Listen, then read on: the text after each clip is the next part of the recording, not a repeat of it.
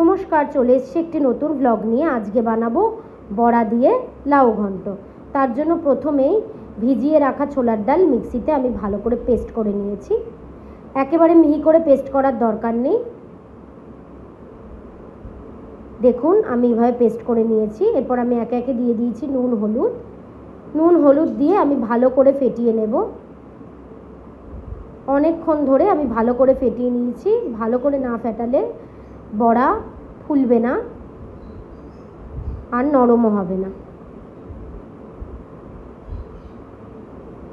এবারে কড়াইতে আমি সর্ষের তেল দিয়ে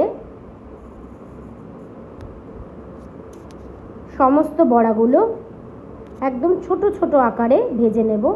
দেখুন আমি কত ছোট ছোট আকারে ভাজছি।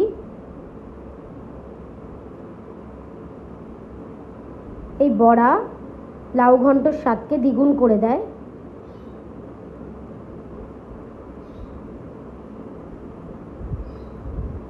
দেখুন আমি ভালো করে লাল লাল করে সমস্ত বড়াগুলো ভেজে নিয়েছি। বড়াগুলো আমি একটি পাত্রে তুলে নিচ্ছি। ওই তেলেই আমি এবারে ফোড়ন দিয়ে দেব তেজপাতা আর সাদা জিরে। গ্যাসের আঁচটাকে কম করে আমি দিয়ে দিচ্ছি ভাপিয়ে রাখা লাউ। সমস্ত লাউগুলো দিয়ে আমি একটু নাড়াচাড়া করে এক একে দিয়ে দেব কাঁচা লঙ্কা, পরিমাণ মতো নুন এবং সামান্য হলুদ।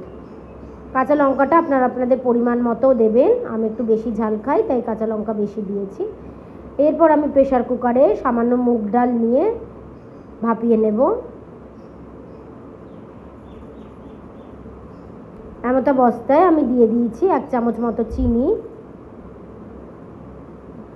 দেখুন এই পর্যায়ে আমি দিয়ে দিচ্ছি ভাপিয়ে রাখা মুগ ডাল আর ভেজে রাখা বড়াগুলো। এইভাবে ভালো করে নাড়াচাড়া করে ওপর থেকে ধনেপাতা কুচি দিয়ে আরও কিছুক্ষণ নাড়াচাড়া করে নিলেই তৈরি হয়ে যাবে আমাদের অপূর্ব স্বাদে বড়া দিয়ে লাউ ঘন্ট। আপনারা অবশ্যই এইভাবে বাড়িতে বানিয়ে খাবেন। ধন্যবাদ।